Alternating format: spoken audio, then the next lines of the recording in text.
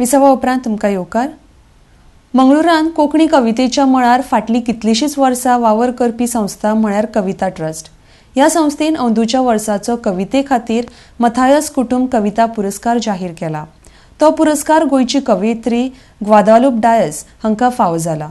ह्या पुरस्काराचे वितरण मडगांवच्या रवींद्र भवनान 11 जानेराक जावपी कविता फेस्त ह्या सुवाळ्या वेळार जातले। RDXGOA bureau report. कोंकणी कवितेच्या मळार तोला मोलाचो वावर करपी मंगळूरची संस्था कविता ट्रस्ट हांचो अंदूंचो माथायस कुटुंब हो पुरस्कार म्हाका फावो जाला अशें कळोवपी तांचो संदेश आयलो तेन्ना उपाट खोस भोगली। आयजवेर हांवें एकूय कविता पुरस्काराची मोख दवरून बरोवंक ना।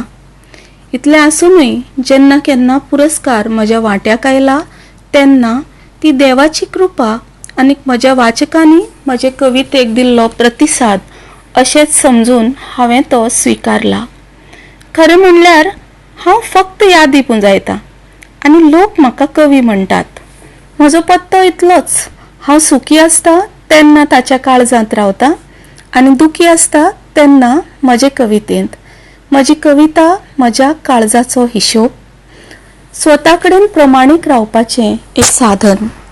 कविता ट्रस्टाचे अध्यक्ष मेल्विन बाब रॉड्रिगीस हांणी कळयलां त्या प्रमाण जानेवारीच्या 11वेर मडगांवच्या रवींद्र भवनान जावपी कविता फेस्त हे कार्यावळीक गोंय सुटके झुजारी तशेंच नामनेचे ज्येश्ठ कवी भोवमानेस्त नागेश बाब करमली हांच्या हातांतल्यान हो पुरस्कार भेटोवपांत येतलो।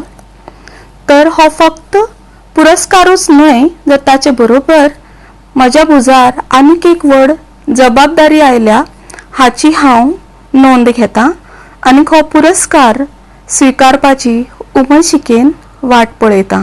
देव बरें करूं।